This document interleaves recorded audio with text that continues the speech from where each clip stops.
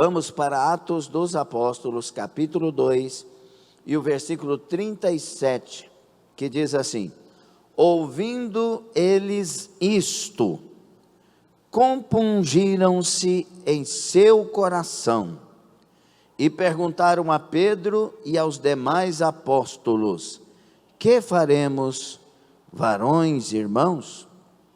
Repetindo, ouvindo eles isto, compungiram-se em seu coração, e perguntaram a Pedro e aos demais apóstolos: que faremos, varões e irmãos?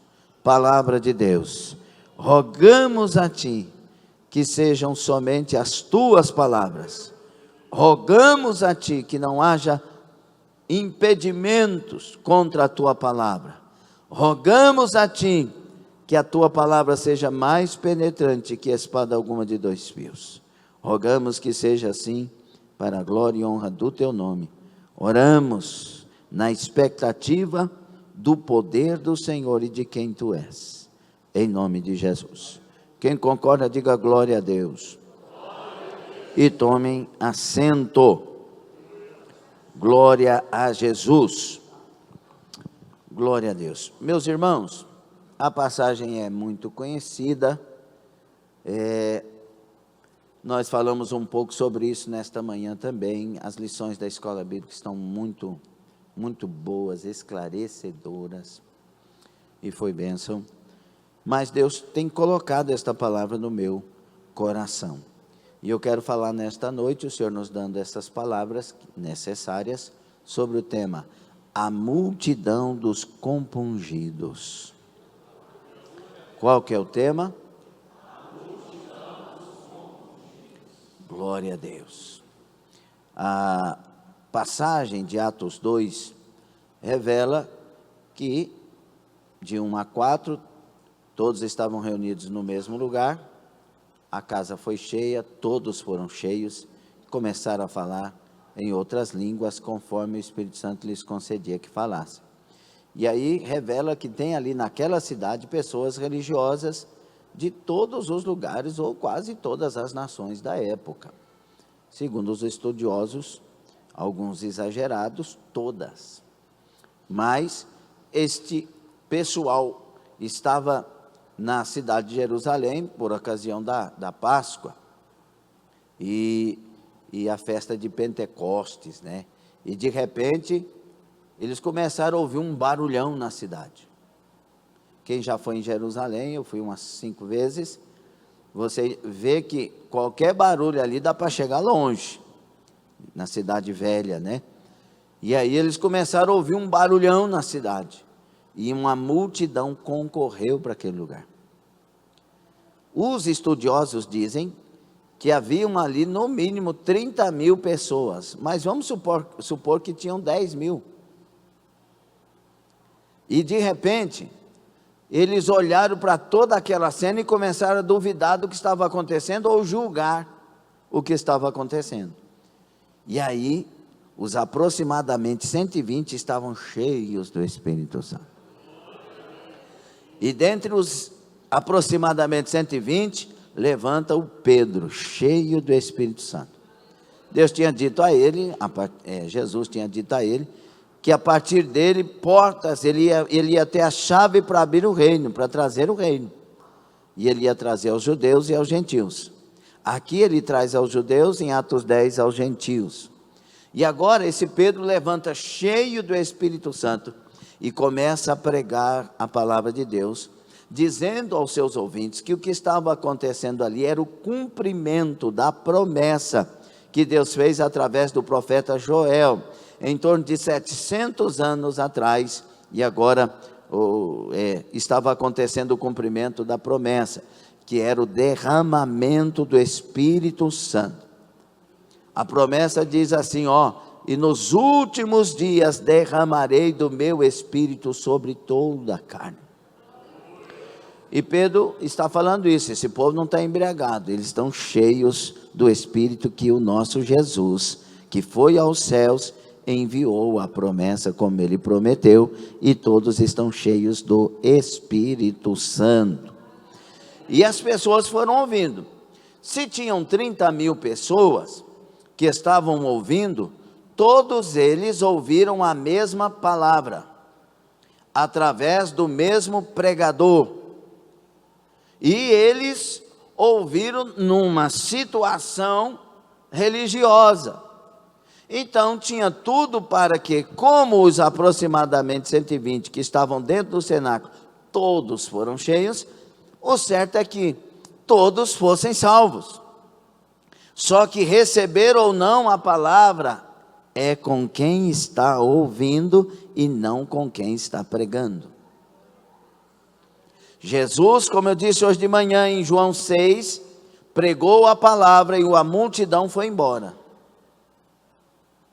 O pregador era ungido, cheio do Espírito Santo, cheio de sabedoria, cheio de graça, cheio de fé, de uma excelente, intocável reputação, trazendo uma palavra revelada para o momento quentinha do céu. Então não faltou nada nele. A palavra era bíblica. O pregador era ungido, cheio do Espírito Santo. E a multidão virou as costas e foi embora. Duro é esse discurso. Ou seja, a pregação pode ser com o pregador. E deve ser. E o pregador tem que ser ungido. A pregadora, quem for ministrar. Mas dar crédito ou não, a palavra é com você. Isaías faz uma pergunta em 53, né? Paulo vai repetir lá em Romanos. Quem deu crédito à nossa pregação? Era profeta, era ungido, era a palavra dada pelo Deus eterno, mas as pessoas não deram crédito. Então é com quem ouve. Só que a Bíblia diz que quando Pedro, né? Trava-línguas. Quando Pedro pregou, ele termina dizendo assim: saiba, pois, com certeza, toda a casa de Israel, que a esse Jesus, a quem vós crucificastes, Deus o fez Senhor e Cristo. E encerrou a pregação. 3.000 dos 30.000 foram tocados profundamente pela verdade que ouviram. A Bíblia diz que eles se compungiram. Essa palavra compungiram é katanizo no grego, que quer dizer traspassar, perfurar profundamente, espetar agudamente, alfinetar, ferir, na metáfora de até atormentar a mente e de maneira profunda, agitar veementemente. Olha o que a palavra produziu em 3.000. Quando Pedro pregou, a palavra atingiu a alma desses 3.000. A palavra abalou a estrutura dos 3.000. Não ficaram lá olhando para o tempo, pensando no ontem, não. Eles estavam ouvindo a palavra atentamente. Quem ouve a palavra pregada de maneira atenta, o poder da palavra penetra, o poder da palavra provoca. E quem está pregando aqui é um cachaceiro lá do mundo, drogado, que um dia ouviu a palavra e Jesus libertou, converteu, transformou, porque recebeu a palavra. Não existe libertação sem dar crédito à palavra. A multidão dos compungidos, de 3.000, foram impactados pelas verdades. E quais eram as verdades? Quais foram as verdades? Segundo os estudiosos, Pedro prega mais de 400 palavras teologicamente corretas, um indulto. Primeiro, foi uma palavra dada por Deus. Segundo, foi uma palavra esclarecedora, que contou a verdade dos fatos. Não foi uma mensagem de massagear aquela multidão e usada politicamente correta para falar isso ou falar aquilo, para não atingir ninguém. Foi uma palavra de confronto, de revelação, contando a verdade. Aleluia. É como nós dissemos nesta manhã: se nós não descobrirmos que estamos condenados, não vamos precisar de um Salvador. Se nós não descobrirmos que estamos enfermos, não vamos precisar de médico e nem tampouco de remédio. Nós temos que saber do que precisamos para poder ter interesse no objeto oferecido. Mas aqui não é um objeto oferecido, aqui é uma pessoa maravilhosa oferecida. O que a mensagem diz: todos nós estamos condenados. Não existe um homem sequer que não tenha pecado. Não existe uma pessoa na vida que nós possamos dizer: esse é justo, não tem como ser condenado. A palavra diz em Romanos 3 que todos nós estamos condenados e não há esperança para nós quando nós olhamos para nós mesmos. Aleluia.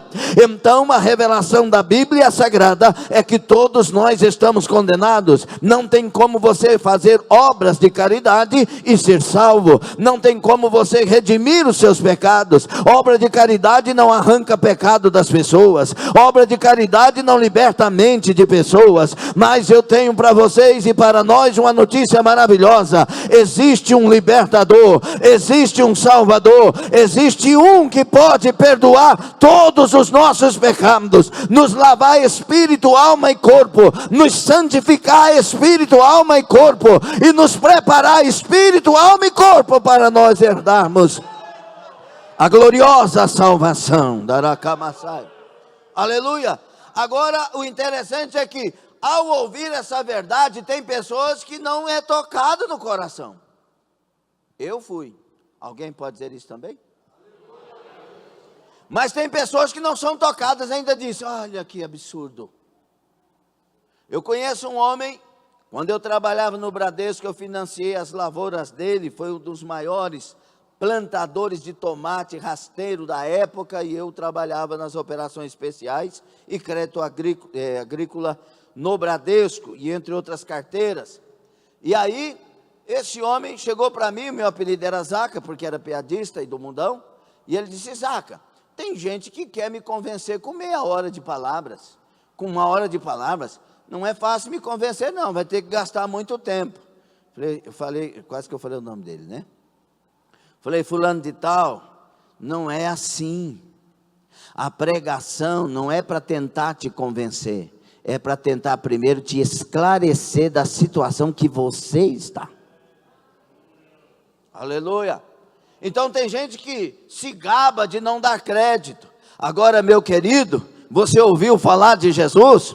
Você ouviu falar que Ele é o Salvador? Você ouviu falar que só Ele pode perdoar pecado? Você ouviu falar que Ele é o caminho, é a verdade e é a vida? Você ouviu? Não ria disso. Isso é uma saída para você na eternidade. Esse é o caminho da sua salvação.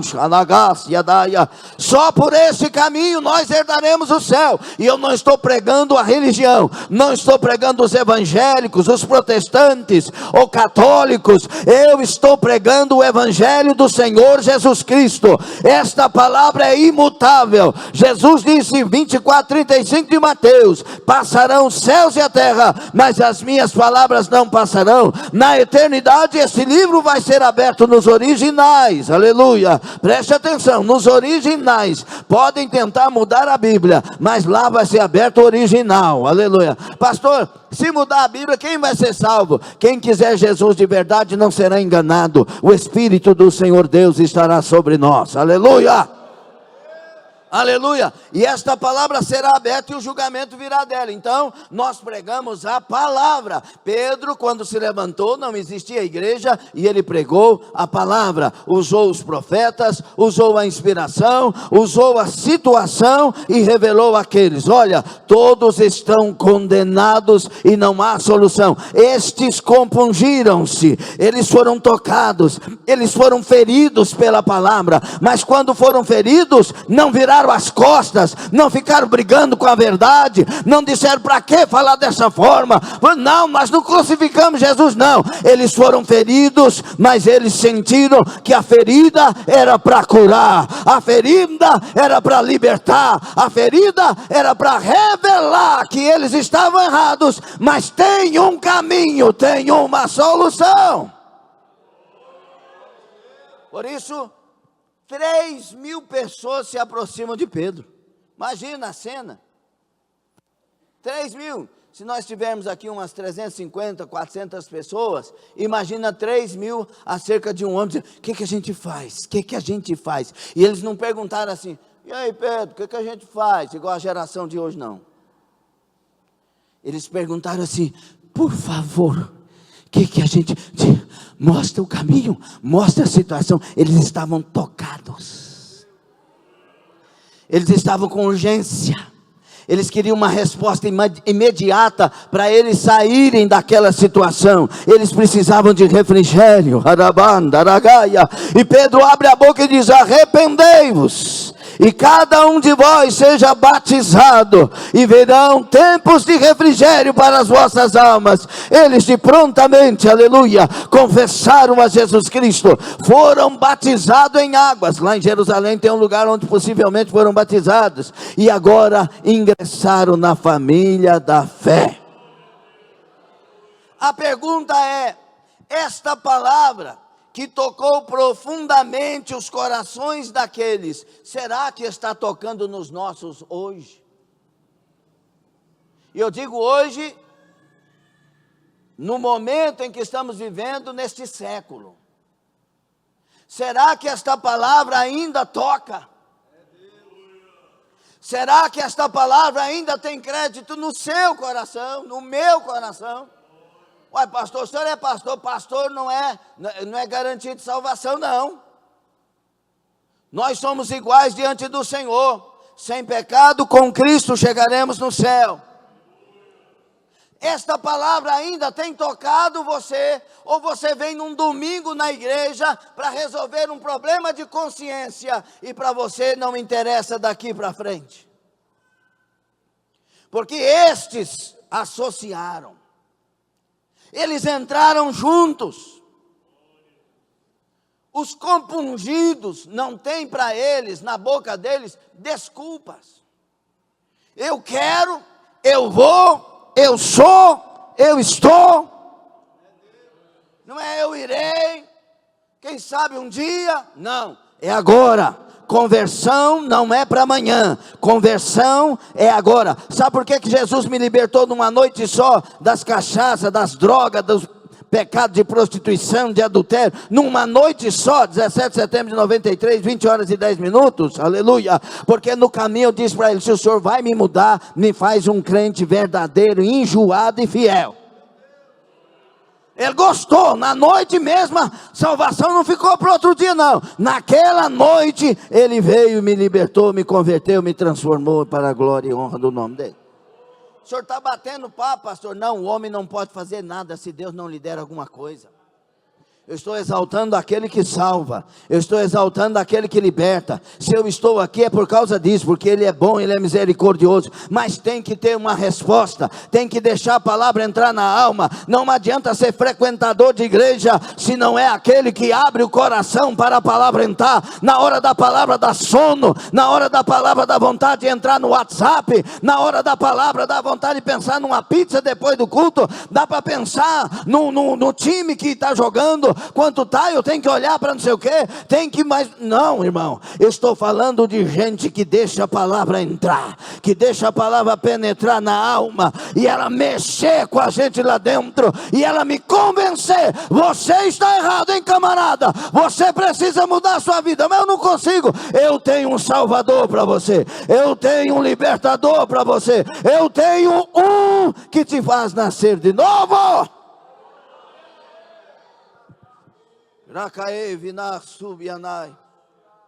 Esses compungidos, ele tem uma característica diferente.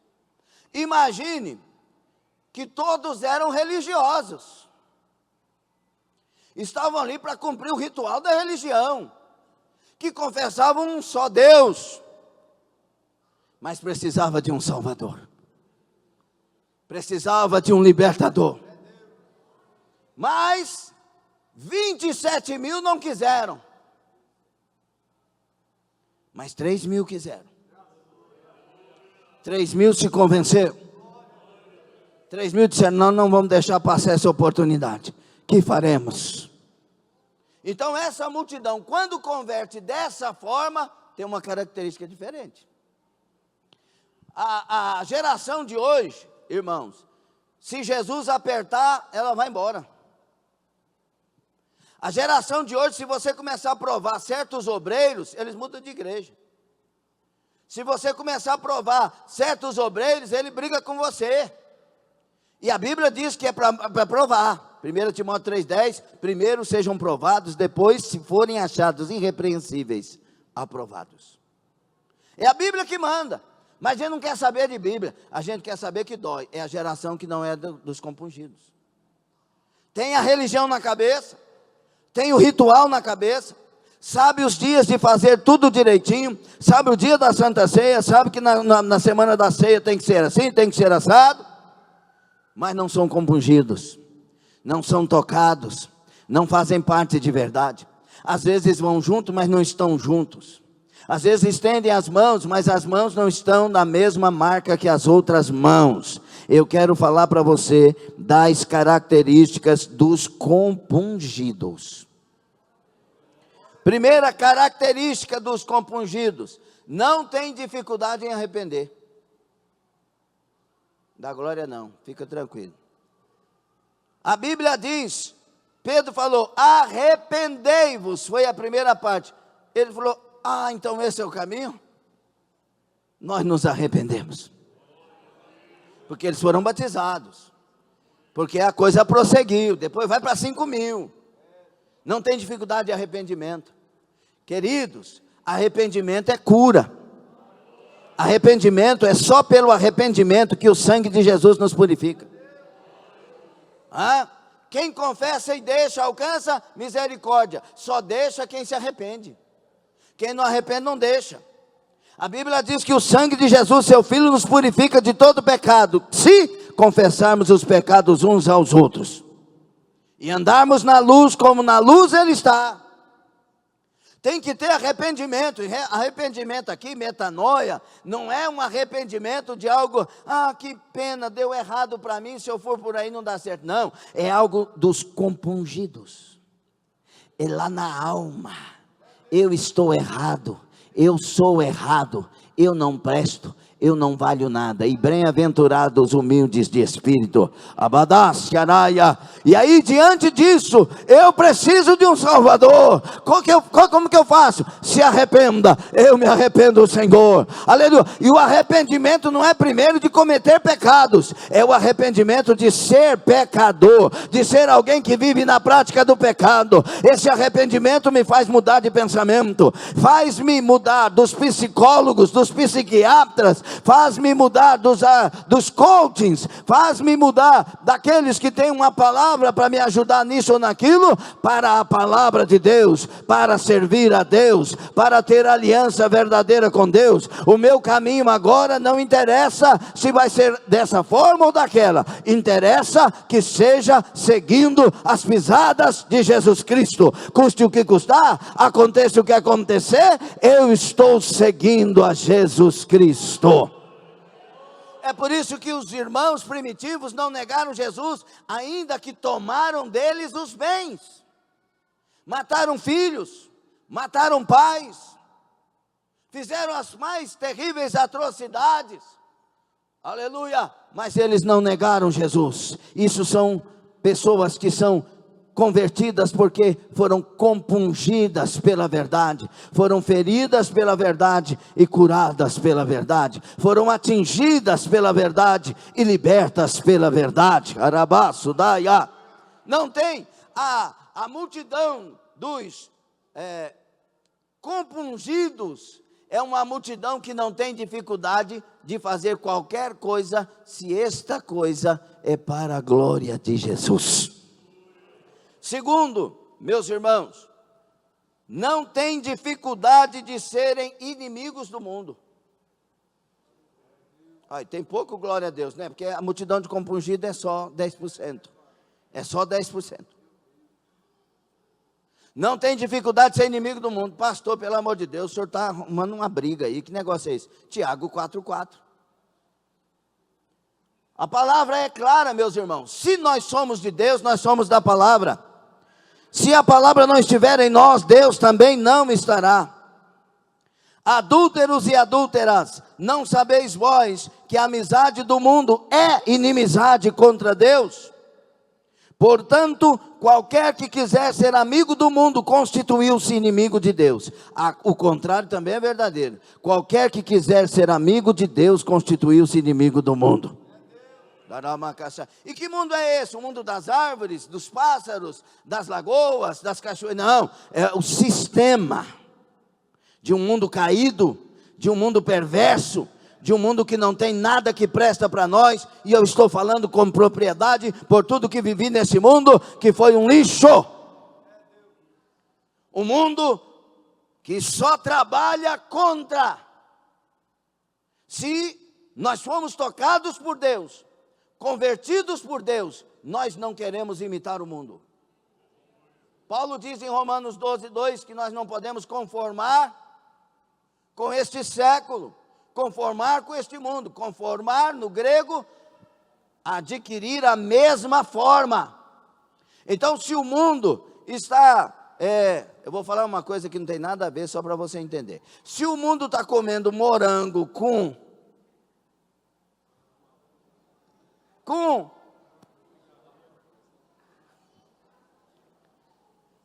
aí eu vou entrar porque, gente, que panaquice, que coisa esquisita. Ai, eu estou morrendo de vontade, porque você vendeu o seu gosto. Aí daqui um pouco eles tiram o morango e põem uma uva. Aí uma uva sem semente, desse tamanho, docinha. E agora vai pôr, um negócio de uva em cima, que vai não sei o que, e vai provocar isso. E põe um leite ninho, um açaí num pingo, não sei o que. Ai, eu estou morrendo de vontade. Irmãos, o mundo faz isso com as igrejas. Traz a moda para dentro.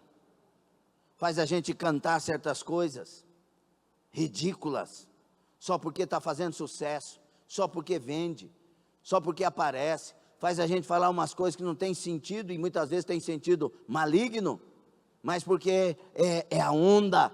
A igreja é inimiga do mundo. A igreja dos compungidos não entra nessa história. A igreja dos compungidos não tem jogo de luzes para provocar emocionalismo. Se a palavra não converter, as luzes não vão converter. Ela não fica inventando história para atrair multidões. Se a palavra não atrair, não adianta. A igreja dos compungidos é inimiga do mundo. E pode observar, toda vez que a igreja começa a misturar com o mundo, começa o pecado. Começa os escândalos. A igreja está tão amiga do mundo que antigamente 10% de divórcio no nosso meio já era um escândalo, hoje é 50%. E a igreja de antigamente sentia, a de hoje com 50% não sente. Porque o mundo vai anestesiando, o mundo vai enganando. Aí pode xingar, não tem problema, pode ouvir um rock pauleira lá, que está invocando o demônio, que não há problema. Vai estudar a libertação para você ver. Vai estudar cada música que tem. Quando o diabo deu a música, deu para que o ritual fosse feito através da música.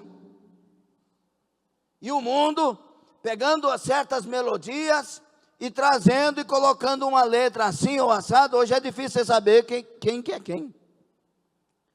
A igreja dos compungidos é inimiga do mundo. Ela ama os perdidos, ela ama os pecadores, ela não tem nenhum receio de estar passando por eles, amando eles, orando por eles, mas ela odeia o sistema do mundo. Só os compungidos, viu? Arabacachai. A igreja dos compungidos não tem dificuldade com a doutrina de Deus. A Bíblia diz no versículo 40 aliás, 42, que eles perseveravam na doutrina. Perseverar aqui, se você for estudar um pouquinho mais, é consagrar para obedecer. Você não entendeu não, né? Por isso você não deu glória, eu entendo. Consagrar para obedecer, irmãos, a gente custa ler. Custa ir para um culto de, graças a Deus nossos cultos de estudo são bem frequentados, mas podia ser mais. Não, peraí, o quê? Jesus, vou fazer um jejum só para o Senhor me convencer dessas coisas, para que eu ande da maneira correta. Me ajuda, Senhor. A murmuração, tua palavra está dizendo que a murmuração tirou o povo da terra santa, da terra escolhida, e que essa murmuração, por causa dela, eles não entraram no descanso. Tira a murmuração da minha boca, Senhor. Eu vou consagrar a minha vida, e o Senhor vai arrancar a murmuração da minha boca. Quando eu estiver pensando em murmurar, eu vou abrir a boca e vou exaltar o teu grande nome. Adabassurai. Eu não vou reclamar, porque o mundo reclama, o mundo murmura, o mundo é cheio de ansiedade, cheio de um pensamento acelerado, louco. Queridos, o que mais me interessa é se eu estou em Cristo e Cristo estiver em mim, porque assim já está tudo resolvido. Outra coisa, a geração dos compungidos, a multidão dos compungidos, eles perseveram na doutrina, não só se consagram para ela, mas ao se dedicarem a ela, eles entram na comunhão, eles têm o partir do pão. Você está entendendo? Eles têm as orações. Quem se dedica à palavra, se dedica a Deus. Quem se dedica a Deus tem a unção na sua vida. E agora tem comunhão com os irmãos. Eu não consigo olhar para o Daniel e ver o nariz dele. Eu consigo olhar para ele e ver que ele é uma pessoa que precisa da nossa oração. A gente olha para as pessoas com misericórdia, e não com uma acusação, e não com condenações, apontamentos, julgamentos. Não, se eu ando com Deus, para mim, quanto pior você for, melhor para mim orar, para Deus te mudar, te transformar, porque eu também não valia nada. Quando eu persevero na palavra, eu tenho gratidão pelo que Deus primeiro fez na minha vida. Era um cachaceiro drogado, Ele libertou, Ele converteu. Que se levante o que for, eu sou de Deus. E a gente tem que ter misericórdia do outro, compaixão com o outro. E quando você tem isso, você tem comunhão.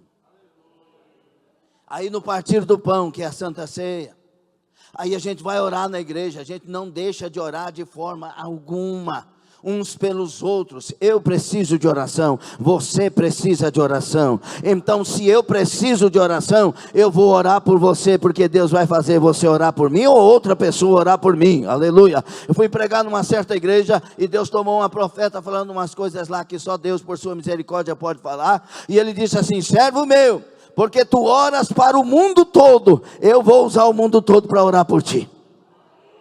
Aleluia. Porque na palavra de Deus é semeando, e é daquilo que se semeia que se colhe. Se você não tem comunhão, como você pode, aleluia, ter comunhão com Deus?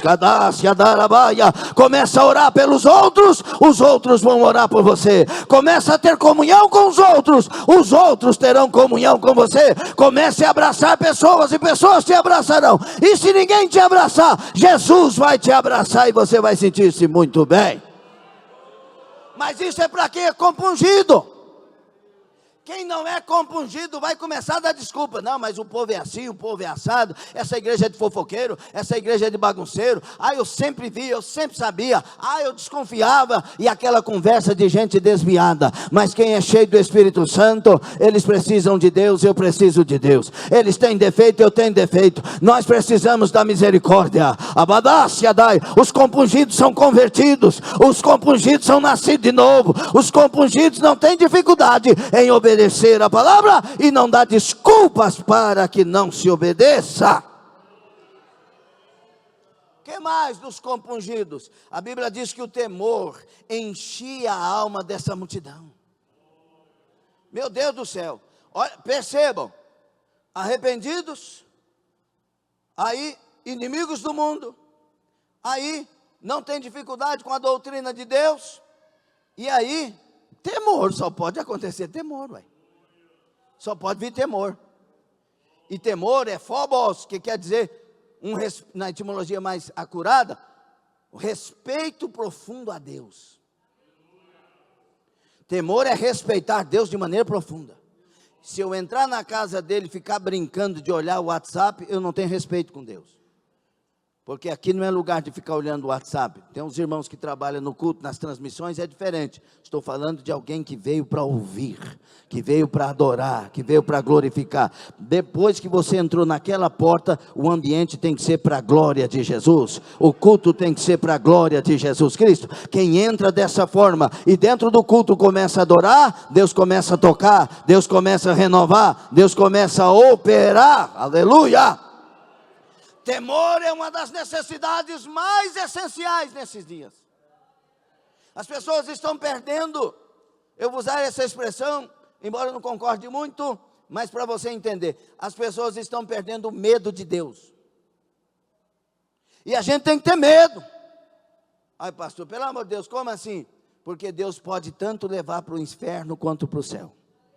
Só um que pode levar para o céu e para o inferno, esse é Deus.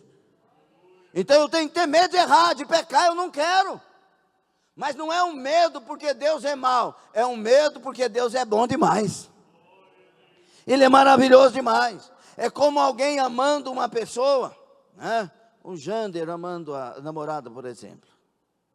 Aí, Kailan, ele tem medo de perder, mas não é um medo porque ela é má, é um medo porque ela é gente boa. Entendeu? Então, não é um medo nesse sentido, é um medo porque é bom. Jesus é maravilhoso. É por isso que aquele homem, ele vai e vende tudo que tem e compra um terreno, por causa do tesouro que estava no terreno. Aleluia. Não era por causa da fazenda, era por causa do tesouro. Ele vendeu tudo o que tinha e foi lá por causa do tesouro. A gente, quando acha um tesouro chamado Jesus Cristo, nós temos a capacidade de vender tudo o que tem para ter esse tesouro maravilhoso. Olha o que diz Provérbios 9:10: o temor do Senhor é o princípio da sabedoria. Quer ser sábio? Primeiro tem que ter temor, aleluia, glória a Deus, e na comunhão, aleluia, e diz assim ainda, é o princípio da sabedoria, e o conhecimento do santo, a prudência. O santo aqui é com S maiúsculo, é o conhecimento do Deus eterno, Abassai, Ganash, Adaia. Ele é o Todo-Poderoso, Ele está assentado num trono de glória, há um vislumbre de glória. Nós podemos imaginar Isaías 6, os serafins voando com 6 asas e gritando espantados: Santo, Santo, Santo, é o Senhor dos Exércitos. O texto diz que eles estavam espantados. Se os anjos serafins estão espantados, que estão na eternidade diante dele, e nós, seres que somos, e seres tão pequenos que somos, insignificantes que somos, nós temos que ter temor diante da grandeza do Santo. E Provérbios 8:13, o temor do Senhor é odiar o mal, a soberba e a arrogância, o mau caminho e a boca perversa eu odeio. Se eu tenho temor de Deus, eu tenho que odiar o pecado. Se eu tenho temor de Deus, eu tenho que odiar as coisas que me fazem mal, e as coisas que fazem mal a você. Por isso que o Deus que ama é também o Deus que odeia, e nós já falamos sobre isso. Se Deus te ama e nos ama como Ele ama, Ele tem que odiar o pecado, senão Ele não ama de verdade. Por que Ele odeia o pecado? Porque o pecado é a única coisa que me afasta dEle. Baracamasaia, receba temor de Deus em nome de Jesus. Receba temor de Deus. Respeite Deus dentro da igreja. Respeite Deus dentro do banheiro. Respeite Deus lá na faculdade. Respeite Deus lá na escola. Respeite Deus nos seus negócios. Respeite Deus no seu trabalho. Respeite Deus nas sociedades que você vive. Respeite Deus com seus amigos, com seus irmãos. Respeite Deus diante do seu pai. Respeite Deus diante da sua mãe. Tem que ter respeito. Aí, quando isso acontece, qual é o resultado? Muitas maravilhas e sinais. A Bíblia diz que Deus, por causa disso, operava maravilhas e sinais. Irmãos, esta igreja primitiva, eles criam que até a sombra de Pedro, quando passasse, ia curar os enfermos. A multidão dos compungidos é uma fé intocável, é uma fé inabalável. Eu creio. O eu creio não era uma declaração positiva. O eu creio era uma declaração do que ele realmente sabia. Paulo, quando diz eu creio, eu sei em quem tenho crido, aleluia. Ele não está dizendo primeiro uma palavra de esperança. Ele está revelando, eu sei quem é aquele que eu creio.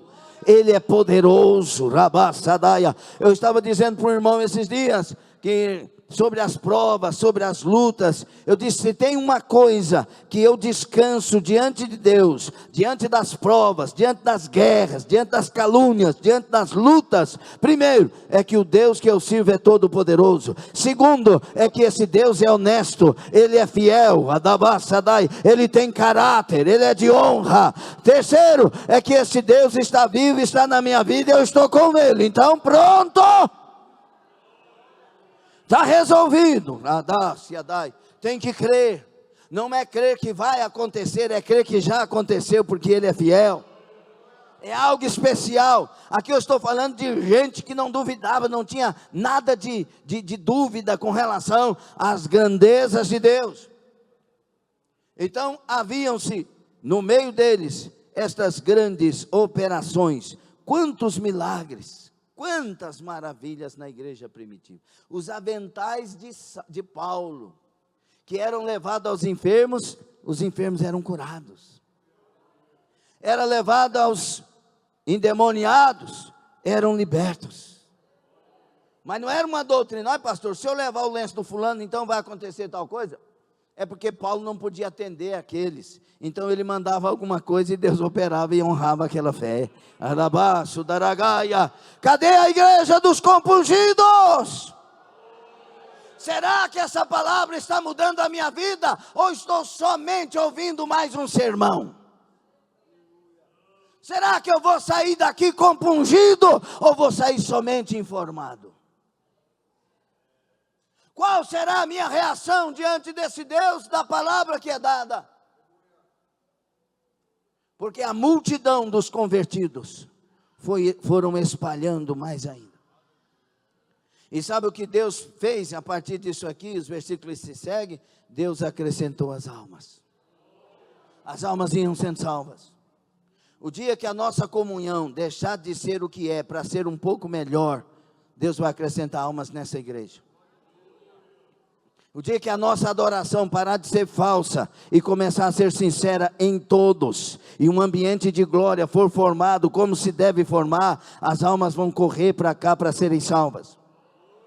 Deixa eu te falar uma coisa, o que atrai as almas não são a cor das paredes, não é o espetáculo, o jogo de luz, não sei mais o que, o atrativo fulano, depois do culto tem isso, depois do culto tem aquilo, olha, quem chegar primeiro vai, não é isso.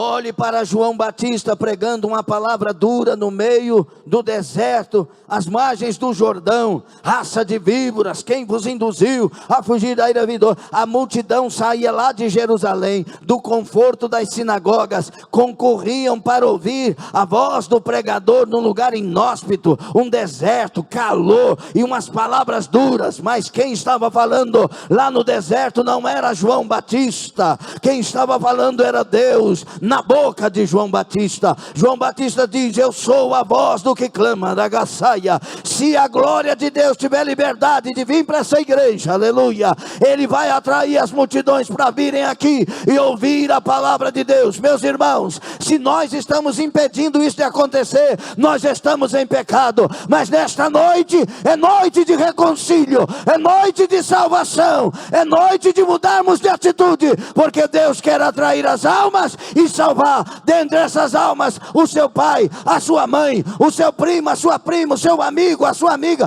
o inimigo que se levantou lá naquela empresa. Deus vai atrair e Deus vai salvar. Mas é necessário que a vida cristã seja verdadeira a partir de você. Você entende essa palavra? O que levava essa multidão era o próprio Deus. O próprio Deus se encarregava de ir salvando. Dos 30 mil, 3 mil foram salvos.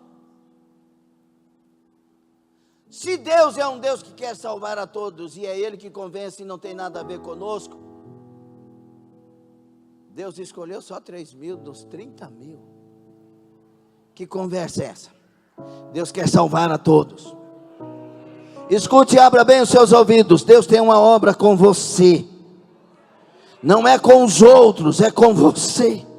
Rabaço daia. Deus te chamou pelo nome, em particular, de maneira singular. Deus olhou para você e disse: eu quero você. E você, pela misericórdia de Deus, correspondeu a Ele. Você que está nessa igreja nesta noite, você correspondeu a Deus. Você deu uma resposta para a invocação que o Senhor fez, convocando você, aleluia, para estar aqui nessa noite. Hoje é noite de mudanças.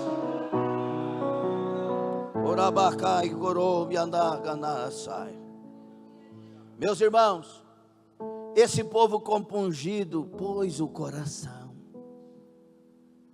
E onde o coração está, a alma está. Se o seu coração não estiver na fé, no evangelho, na pessoa de Jesus, você nunca vai conseguir estar em lugar nenhum. Agora, deposite o seu coração nele. Você entendeu? Entendeu? Não, você não entendeu. Deposita seu coração nele. Filho meu, dá-me o teu coração. É Ele que tem que dominar esse coração. É Ele que tem que encher o coração. Ah, mas meu marido falou essas palavras para mim. A minha esposa falou isso. A minha esposa nem olha para mim mais. Não tem intimidade comigo mais, pastor. Tem tempo. Dá o seu coração para Jesus. Você vai ter graça. Deus vai te dar força. Jesus vai vir e vai suprir as necessidades, porque Ele sabe mover em nós. Rabanto, rabiadai. E se você colocar o seu coração, sua alma estará. Isso quer dizer, a essência sua estará. Você estará. Abadassai. Você só está onde o seu coração está. Diga para o seu vizinho: você só está onde o seu coração estiver. Fale de novo, mas fale de uma maneira mais forte. Você só está onde o seu coração estiver. Está pensando naquele homem, o coração vai estar lá naquele homem. Está pensando naquela mágoa, a amargura, seu coração vai estar na amargura. Está pensando naquela dívida, que seu coração vai estar nela. Agora coloque o seu coração em Deus. Cada baçaia, você vai ver Ele com as mãos estendidas.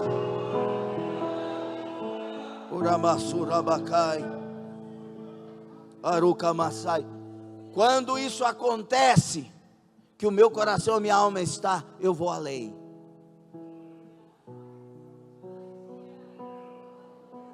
O além que, pastor? Primeiro, Deus me pede uma coisa, eu faço duas. A pessoa que não está ligada em Deus, Deus pede uma coisa, ela esquece até daquela coisa e não faz. É o servo inútil, é aquele que faz o que é mandado, e a pessoa nem isso faz. Agora, quando está ligado em Deus e tem a alma, Jesus fala assim: eu quero que você cante um hino para mim. Você canta 2. Deus falou para Josué: faz aí um montão de pedra aí no meio, como memorial. Josué foi e fez outro montão, um de dentro e um de fora. Quando a gente tem a alma em Deus, o altar está de dentro e o altar está de fora. O altar está na alma, na essência, no fazer, e o altar está nas mãos, no trabalho, nas obras, nos resultados, e Jesus é glorificado em tudo. Adabassuramai, aleluia.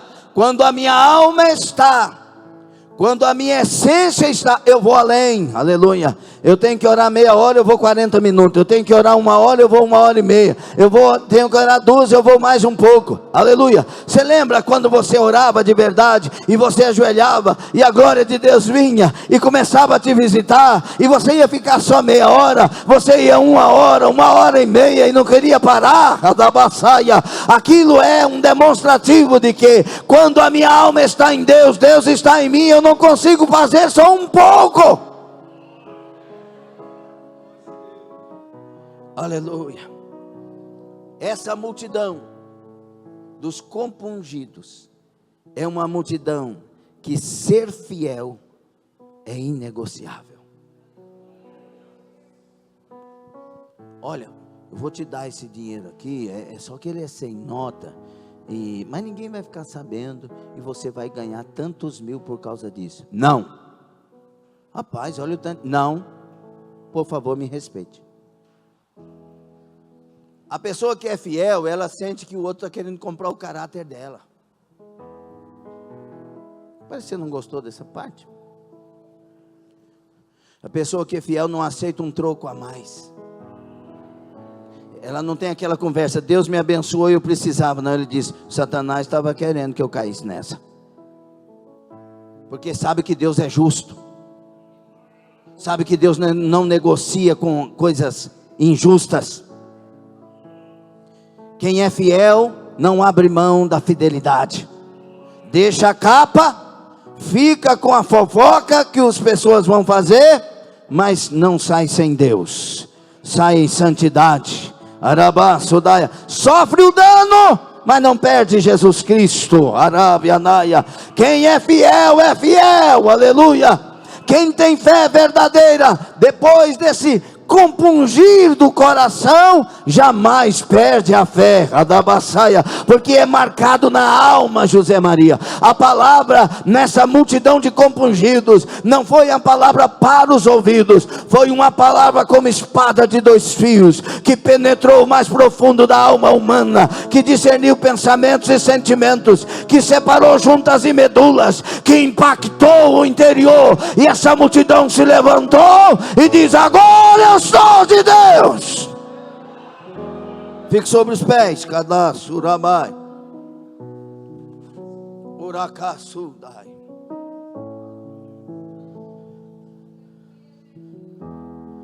Você vai continuar a mesma pessoa,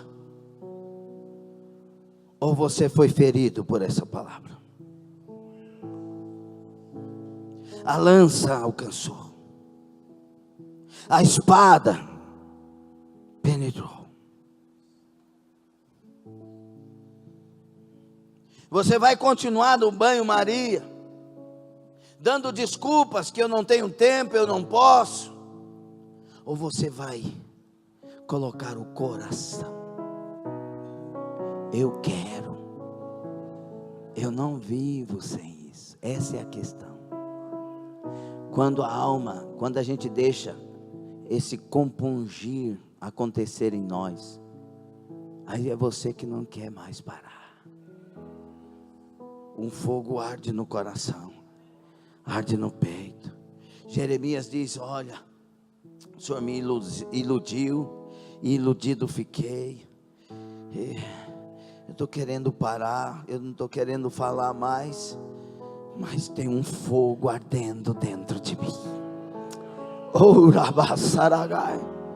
Jeremias tinha tudo para parar, porque, meu Deus, que perseguição! Ele trazia a palavra, E as pessoas queriam matá-lo, condená-lo e etc. Jogava numa cisterna, fazia tanta coisa. Então Jeremias disse: eu não vou falar mais, chega. Mas aí o fogo da presença aquecia a alma dele, disse: não tem como eu calar.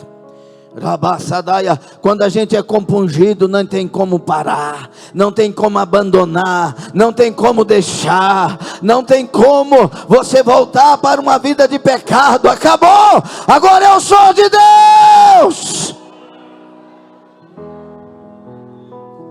Urai matarasuri andai. Feche os seus olhos e preste bastante atenção. Feche os seus olhos.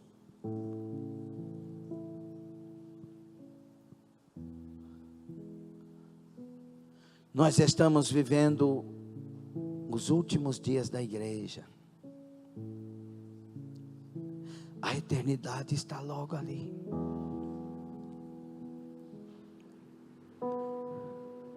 E quando nós saímos desta para a eternidade, o que terá valido a pena se não estivermos prontos?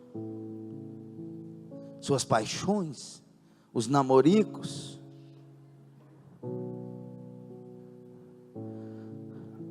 lá no inferno, além de não ter essas coisas, vai ter uma dor eterna.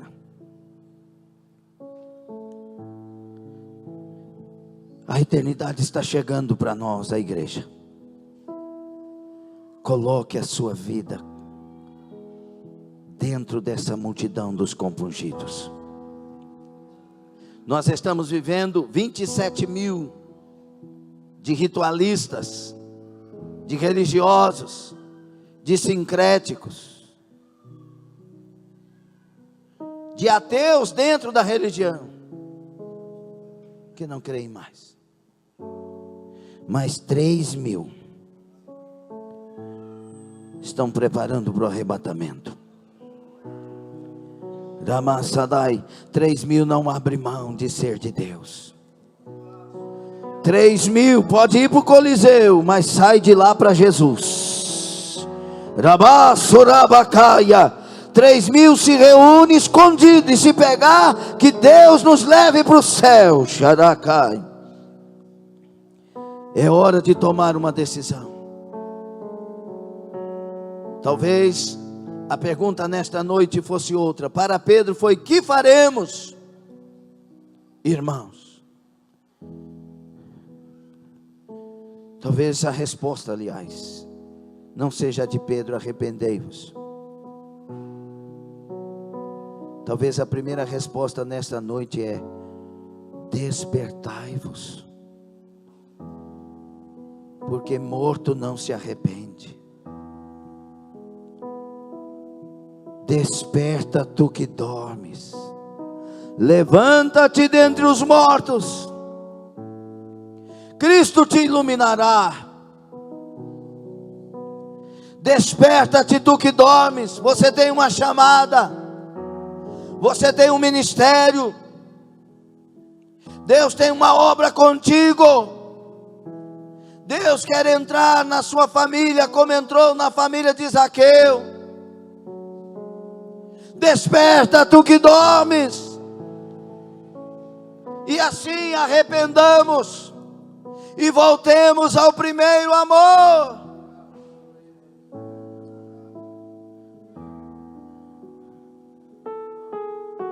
Dá o coração, fale com Deus.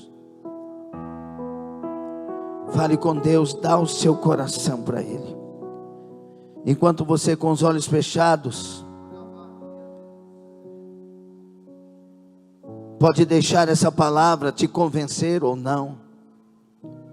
Mas enquanto você está com os olhos fechados, eu quero perguntar se tem alguém nessa noite que quer voltar para Jesus. Continue com os olhos fechados. Você que quer voltar para Jesus, levanta a sua mão se o quer, desde o lugar onde você está, como sinal que você está voltando para Jesus. Temos. Pois eu estou falando da eternidade que está chegando. E eu me lembro da frase que estava no muro de um colégio em Rio Verde. Há muitos anos, eu era novo convertido, quando ouvi.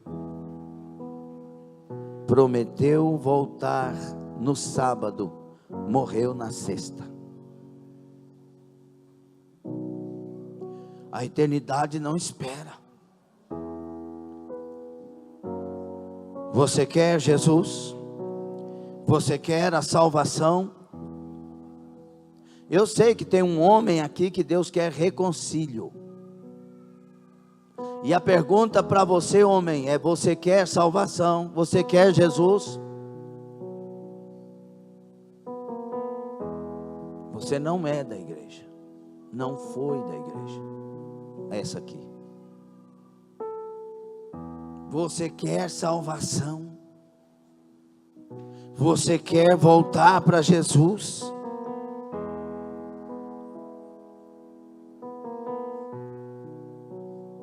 Não? Lá na eternidade não vai ninguém poder dizer: eu não sabia. Agora então vamos orar. Você vai, eu vou me revoltar com tudo que me atrapalha com Deus, porque eu sou de Deus, você é de Deus. Eu creio que estou pregando para a maioria dos compungidos, que estão sendo renovados, que estão sendo fortalecidos nas decisões da sua alma, que por pouco o inimigo quis dissuadir, mas você foi convencido que esse é o caminho, andai por ele e viverás. Urabassurakai. Levantem as mãos vocês que assim fazem. Você que não reconciliou, não adianta, querido, você tem que aceitar Jesus primeiro. Levantem as mãos, Gadash que amandarai. No nome de Jesus Cristo, meu Pai, eu ministrei a palavra que o Senhor me deu para ser pregada. O Senhor aqueceu meu coração e o Senhor confirmou esta palavra nesta manhã, Senhor. E eu ministrei a palavra. Agora olha para cada coração, olha para cada esposo, para cada esposa, para cada família, para cada pessoa. Olha para dentro desta alma e a decisão que está sendo tomada.